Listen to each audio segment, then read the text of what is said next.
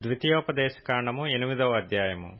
మీరు బ్రతికి అభివృద్ధి నొంది యెహోవా మీ పితరులతో ప్రమాణము చేసిన దేశమునకు పోయి దాని స్వాధీనపరచుకున్నట్లు నేడు నేను నీకాజ్ఞాపించిన ఆజ్ఞలన్నిటినీ అనుసరించి నడుచుకొనవలెను.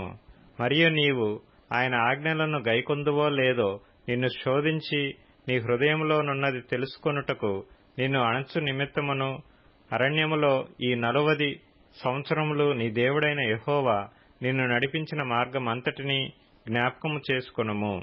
ఆహారము వలననేగాక యెహోవా సెలవిచ్చిన ప్రతి మాట వలన నరులు బ్రతుకుదురని నీకు తెలియజేయుటకు ఆయన నిన్ను అణచి నీకు ఆకలి కలుగజేసి నీవే గాని నీ పితరులే గాని ఎన్నడెరుగని మన్నాతో నిన్ను పోషించెను.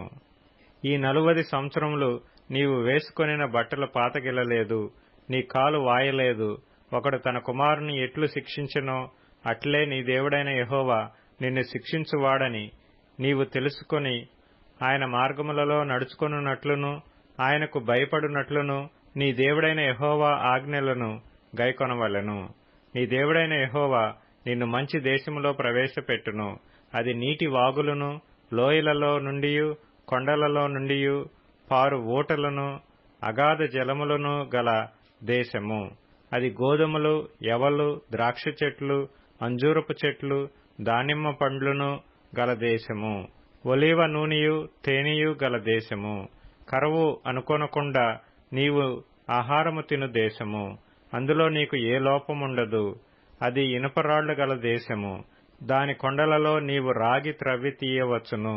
నీవు తిని తృప్తి పొంది నీ దేవుడైన యెహోవా నీకిచ్చిన మంచి దేశమును బట్టి ఆయనను స్తుతింపవలెను.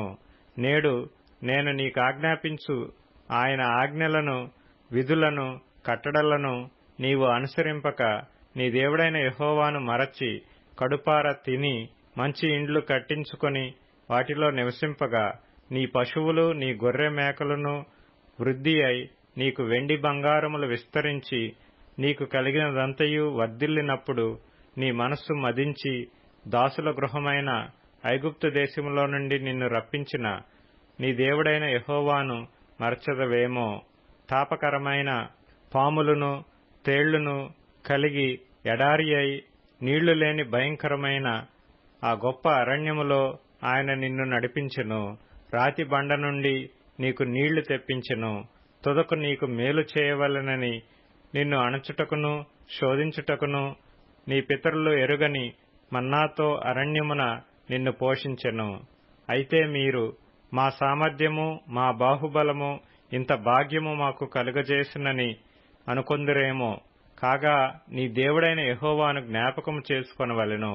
ఏలైనగా తాను నీ పితరులతో ప్రమాణము చేసినట్లు తన నిబంధనను నేటివలే స్థాపింపవలెనని మీరు భాగ్యము సంపాదించుకొనుటకై మీకు సామర్థ్యము కలుగు చేయువాడు ఆయనే.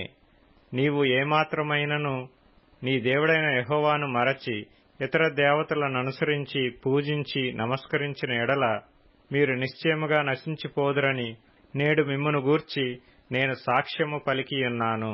నీ ఎదుట నుండకుండా యెహోవా నశింపజేయుచున్న జనములు వినకపోయినట్టు మీ దేవుడైన యెహోవా మాట మీరు వినకపోయిన ఎడల మీరును వారి వల్లనే నశించెదరు.